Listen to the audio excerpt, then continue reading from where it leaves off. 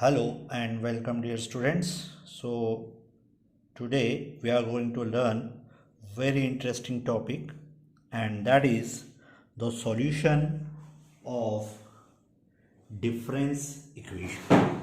difference equations का solution आज अपन सीखेंगे. आप सभी जानते हैं I introduced difference equation in my earlier lectures, and never forget that the difference equations are close relative of differential equations. So you must be aware that a differential equation is input and output relationship in time domain. Particularly, if in your physical system you have got some energy storing devices, certain energy dissipating devices, and certain source of excitations and various parameters. So we all know that a differential equation gives a relationship between the input variable and the output variable. It's a wonderful method of understanding any physical system. Likewise, in discrete signal processing, we have difference equation.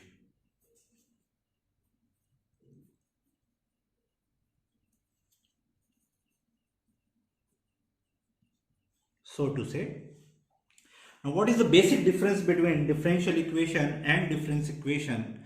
You all know that the differential equation is in terms of d by dt or second order derivative or so on, but the difference equation is in terms of something like yn minus 1 or yn minus 2, that is the delayed version of input and output.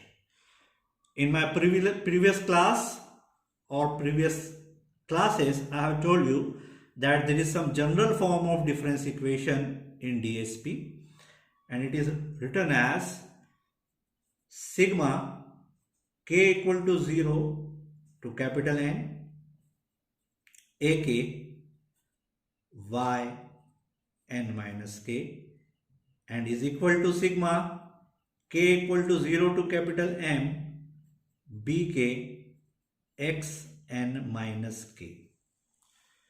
Never forget that these AKs and BKs, these are the coefficient multipliers in the difference equation, and these are independent of time. Also, we are discussing currently linear constant coefficient difference equation. So this is the primary condition for any difference equation to represent a linear time invariant system. If you want a system to be linear and time invariant, then you have to make sure that your difference equation belongs to the category linear constant coefficient. Likewise, for causality and for stability, some more things are required, which we'll discuss some other time. Now, ये जो difference equation हमने आपको दिखाई है, in fact इसको भी थोड़ा सा मॉडिफाई करते हैं डीएसपी में, और जो डिफरेंस इक्वेशन हम यूज करते हैं nowadays, it is of the form y of n equal to sigma k equal to 1 to capital N ak y n minus k plus sigma k equal to 0 to capital M bk x minus k n minus k. So all these students, आप सब समझ रहे होंगे कि इस equation में और इस इक्वेशन में बेसिक फर्क कोई नहीं है. इस पूरी इक्वेशन को अगर हमने कोएफिशिएंट y ऑफ n का 1 बना लिया by dividing the whole equation by a0, then we might get the following equation. So this is more of a use in DSP. From now on, we'll use this particular equation all the time. तो आज मैं आपको ये बताने चाह रहा हूँ, I am trying to show you, मैं आपको ये दिखाने जा रहा हूँ कि डिफरेंस इक्वेशन को सॉल्व कैसे करते हैं। आपको ये लेक्चर उसी को समझ में आएगा जिसको पता है कि डिफरेंशियल इक्वेशन को सॉल्व करने के कितने मेथड होते हैं। एक क्लासिकल मेथड होता है और एक ट्रांसफॉर्मेशन मेथड होता है। ये दो तरह के फेमस मेथड्स हैं डिफरेंशियल इक्वेशन को सॉल्व करने के। तो डिफरेंस इक्वेशन को भी सॉल्व करने के दो तरीके होते हैं। एक क्लासिकल मेथड है, classical method we learn just for the purpose of learning, for some in depth knowledge हम इसको सीखेंगे। और रहा सवाल डिफरेंस इक्वेशन को सॉल्व ट्रांसफॉर्मेशन से कैसे करते हैं, तो उसके लिए जेड ट्रांसफॉर्म्स के जरिए हम उसको सॉल्व करेंगे, तो वो हम बाद के टॉपिक में उसको भी देखेंगे। So now let us see what do we mean by total solution of a difference equation.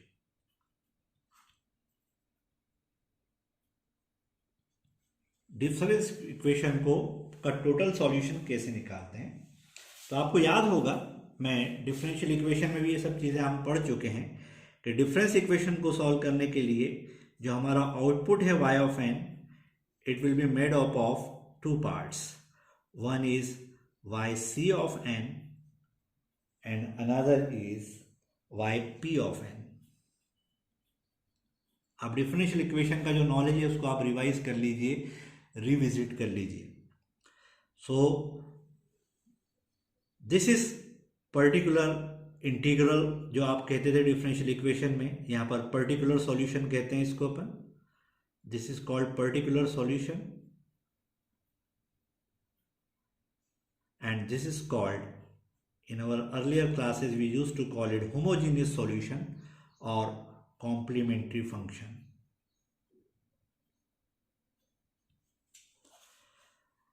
आपको याद होगा कि जब हम कॉम्प्लीमेंट्री फंक्शन या होमोजीनियस सॉल्यूशन निकालते हैं तो जो आउटपुट का yc ऑफ n पार्ट है, वी ऑल नो दैट ये हमेशा कैलकुलेट किया जाता है जब x of n is assumed to be 0, और yp ऑफ n जब कैलकुलेट किया जाता है then we consider x of n typically,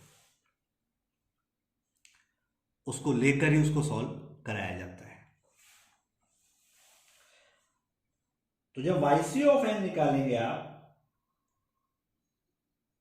जिसको आप होमोजीनियस डिफरेंशियल इक्वेशन से निकालते हैं, डिफरेंस इक्वेशन से निकालते हैं, तो जो हमारी ओरिजिनल इक्वेशन है उसको हमको होमोजीनियस बनाना पड़ेगा। We need to make it homogeneous. तो चाहो तो यहां से बनाओ, चाहो तो यहां से बनाओ, जैसा आपको ठीक लगे। चलो यहीं से बनाते हैं, ऊपर वाली इक्वेशन से। नीचे वाली को आप करिएगा, तो हमको मिलेगा sigma k equal to 0 to n a k y n minus k equal to 0। And never forget, you always have certain initial conditions also. जब भी आप डिफरेंस इक्वेशन सॉल्व करते हैं या डिफरेंशियल इक्वेशन सॉल्व करते हैं तो आपके सर्किट की या आपके सिस्टम की इनिशियल कंडीशंस को भी हमको अकाउंट में लेना होता है। Never try to forget that, जिसको आप प्रारंभिक दशा कहते हैं, इनिशियल कंडीशन कहते हैं। तो अब देखते हैं कि हमको yc ऑफ n निकालना है, तो यहां से जो सॉल्यूशन मिलेगा that will be definitely yc of n, क्योंकि हमने इसमें x ऑफ n को हमने 0 कर दिया है, उस कंपोनेंट को फिलहाल 0 माना है। ये जो सॉल्यूशन होगा इसको कॉम्प्लीमेंट्री सॉल्यूशन बोलेंगे या होमोजीनियस सॉल्यूशन बोलेंगे। तो आपको पता होना चाहिए कि जब कोई linear constant coefficient differential equation या डिफरेंस इक्वेशन होती है तो होमोजीनियस सॉल्यूशन हमेशा जो YC ऑफ n होता है वो lambda to the power n के फॉर्मेट में होता है। Well lambda is some arbitrary constant. Lambda कोई कांस्टेंट है जिसकी वैल्यू हम सिस्टम की जो कैरेक्टरिस्टिक्स है उसमें से ढूंढेंगे, उसमें से ज्ञात करेंगे, पता लगाएंगे। तो अगर आपने ऐसा कर दिया तो अब ये वाली जो इक्वेशन है इसमें YC of n can be substituted. So no sooner than you substitute, आप जैसे इसको सब्सटीट्यूट करेंगे आपको क्या मिलेगा? आपको मिलेगा sigma k equal to 0 to n a k lambda to the power n minus k, because YC of n is assumed to be lambda to the power n। जिन लोगों को समझ में नहीं आ रहा है वो डिफरेंशियल इक्वेशन के कॉन्सेप्ट्स को थोड़ा सा रिवाइज करें, आपको समझ में आएगा। वहाँ भी कुछ ऐसी चीज़ें हम करते थे। We used to do certain kind of things in our continuous signal processing also. So this should be equal to 0। अब इस इक्वेशन को अगर आपको सॉल्व करना है तो आप इसमें से lambda to the power n को कॉमन निकाल लीजिए। जैसे आप lambda to the power n को कॉमन निकालेंगे आपको ब्रैकेट के अंदर मिलेगा sigma k equal to 0 to n, जो कि इसकी ऑर्डर ऑफ डिफरेंस इक्वेशन है, will get a k lambda to the power minus k equal to 0। ये कॉम्प्लीमेंट्री सॉल्यूशन है हमारा, या यूं कहें कि हमारा होमोजीनियस सॉल्यूशन है। दोस्तों अगर इन दोनों का प्रोडक्ट 0 है तो या तो ये 0 होना चाहिए या ये 0 होना चाहिए या दोनों 0 होना चाहिए। We can see that this can not be 0, क्योंकि ये तो हमारा सॉल्यूशन है। This can not be equal to 0, so we come to a conclusion that this must be 0। ये 0 होना चाहिए। अगर ये 0 हो जाए तो हमारा होमोजीनियस सॉल्यूशन इस फॉर्मेट का दिखाई देगा। हमको मिलेगा सिग्मा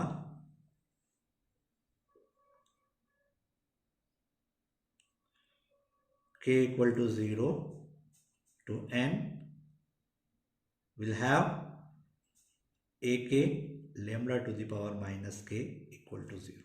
आप चाहें तो इसको एक्सपांड कर लीजिए। अगर आप इसको एक्सपांड करेंगे आपको कुछ ऐसा मिलेगा, you'll get a0 plus a1 lambda to the power minus 1 a2 lambda to the power minus 2 plus dot dot dot an lambda to the power minus n equal to 0. So this is nth order characteristic equation. Nth order, this is characteristic equation.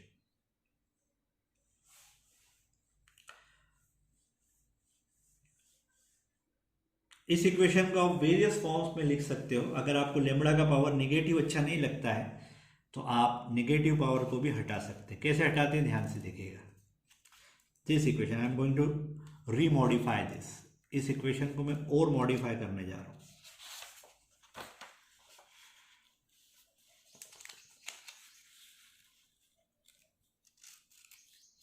देखना, तो ये जो equation है, ये जो अभी बनाई हमने, इसमें से lambda to the power minus N common निकाल लेते हैं। तो जैसे ही lambda to the power minus N common निकालेंगे, lambda to the power minus N common निकालेंगे, अंदर अब हमको मिलेगा a0 lambda to the power n, a1 lambda to the power capital N minus 1, a2 lambda to the power n minus 2 plus dot dot dot an equal to 0. Obviously this cannot be 0, then this has to be 0. इसको characteristic equation कहते हैं. I rewrite a0 lambda to the power n, a1 lambda to the power n minus 1, a2 lambda to the power n minus 2 plus dot dot dot n is called characteristic equation. Repeat with me. Characteristic equation. And obviously this is a polynomial. ये एक polynomial है जिसकी variable lambda की order capital N है. तो obviously this polynomial, this equation must have N roots.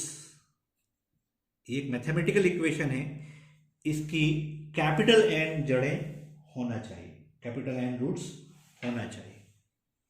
It must have. Suppose कीजिए इस equation के सारे roots capital N, lambda 1, lambda 2, dot dot dot lambda N, all of them are distinct, and suppose real also. Real नहीं भी हो, distinct हो, तो क्या होता है वो एक अलग डिस्कशन है, पर फिलहाल हम जो इनकाउंटर करते हैं हम उसकी बात कर रहे हैं.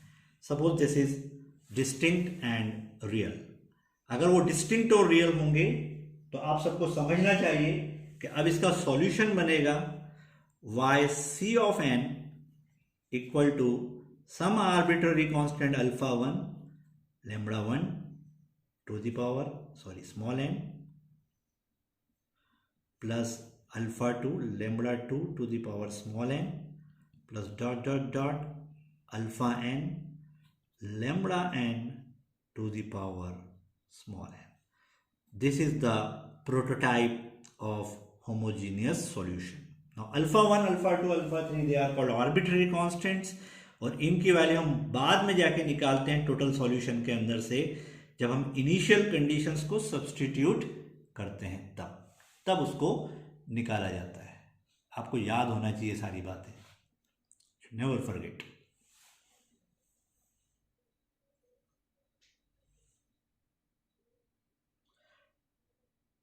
अब सपोज करिए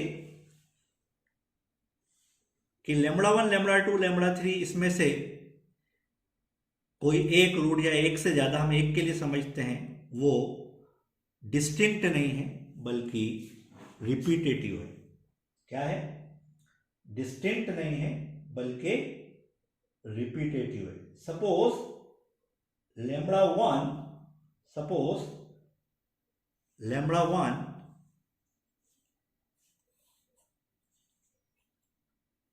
has a multiplicity of capital L.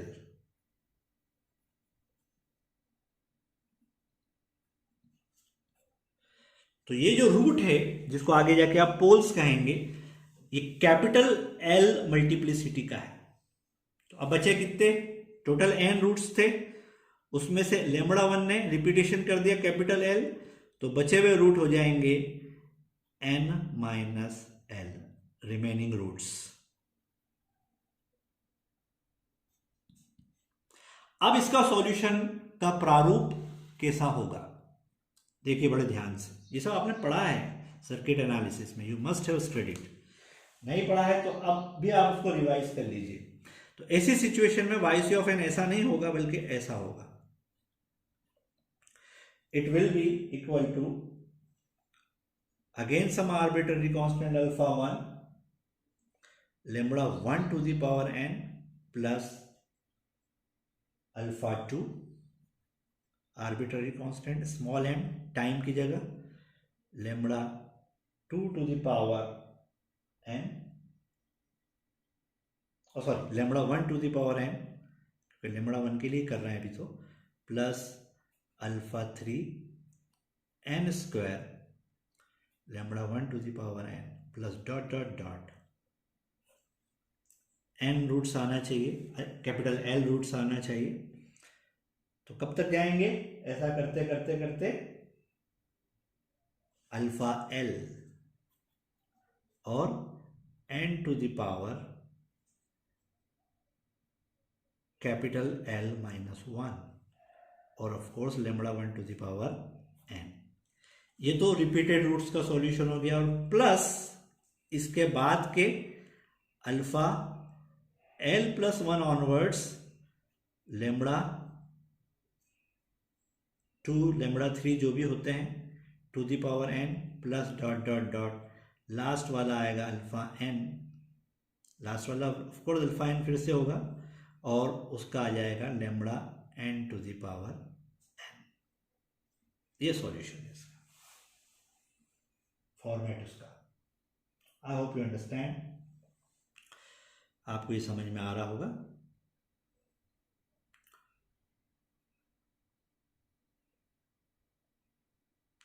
Lambda n minus L हो जाएगा यहाँ पे, क्योंकि वहाँ तक तो जाने की जरूरत ही नहीं पड़ेगी ना, पहले ही खत्म हो जाएगा। एनीवे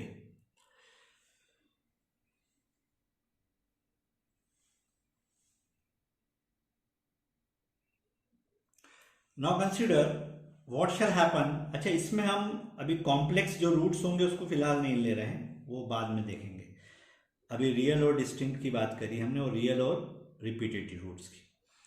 अगर हमको yp ऑफ n निकालना होता है then we must have the information of x of n। अब x ऑफ n का फॉर्म अलग अलग हो सकता है। x of n can be in the form of a constant, it can be in the form of some exponential, say lambda 0 to the power n के form में।